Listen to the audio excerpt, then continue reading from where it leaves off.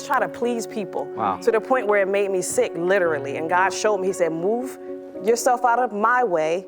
Start looking at my son, Jesus Christ. That's your example.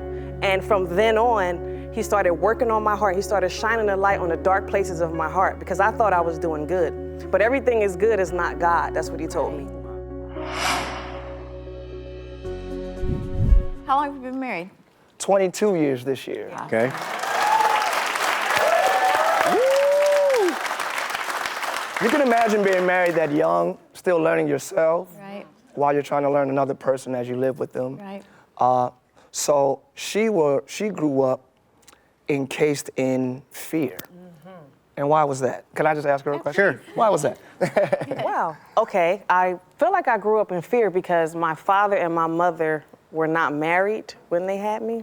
And so I was born out of wedlock. And she was 16. Yeah, and my mom was 16 when she had me. And I always knew that God loved me, but I didn't think he liked me because I didn't come his way. You know, he ordained marriage, and I knew that, and I understood that, and I understood why I was going through so many things because my parents wasn't married.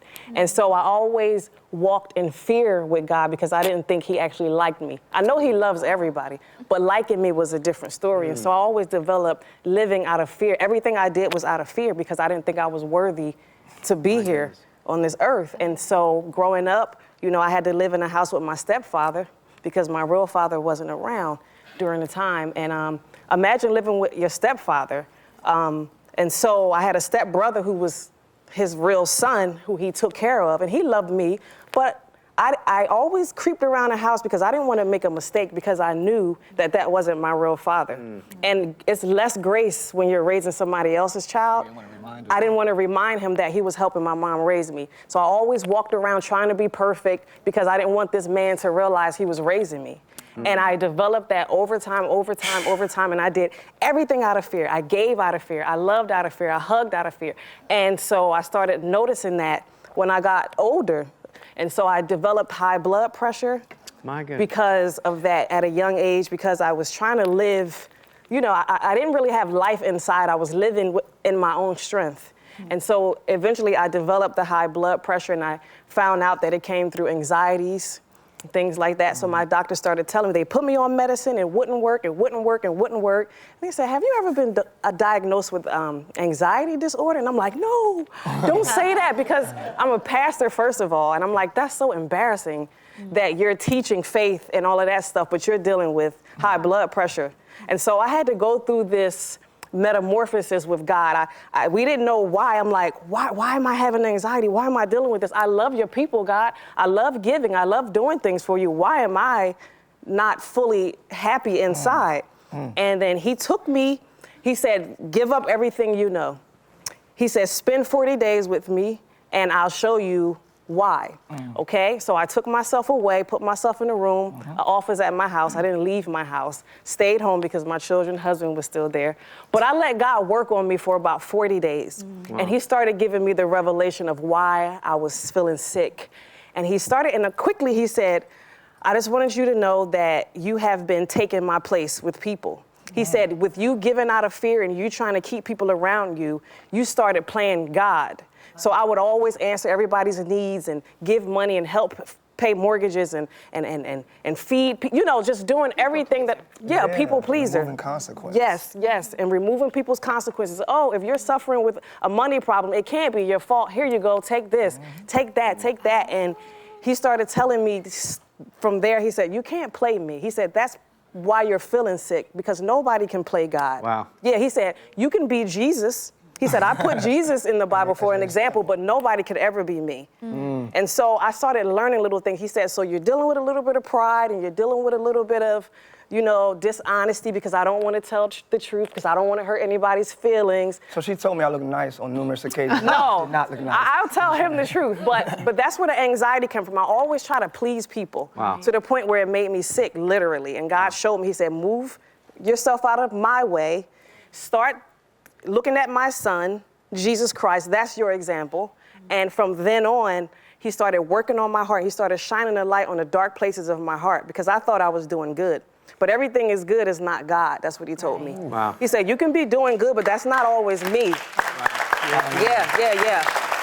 And so when I started getting that revelation, I started slowing down. You know, I cut a lot of people off and a lot of things off, and I started slowly growing, and I let them shine a light on the dark places. And from then on, I started feeling better.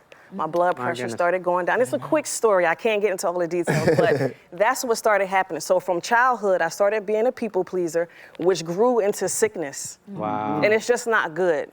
And I came in that journey and married her, not knowing that. So of course, she out of fear would not communicate honestly a lot of things to me. I was crazy too. We experienced moral failure. I was like, I didn't know we were gonna get divorced or not. Like, is it over for us? She said, yes, it's over. I actually came out here at the Dream Center, Angela's Temple. Yeah, and she had a condo in Jersey, and I was praying to God, like, Lord, you know, I don't want to lose my family.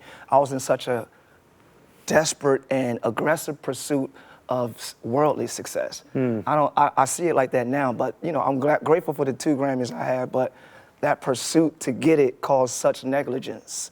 You know what I'm saying? Wow. To the point where I sat there with the Grammys, and I'm like, I opened the bottom of it, and it wasn't a check in there. It wasn't anything that could add to my health in the Grammys or to add any value to my family or anything.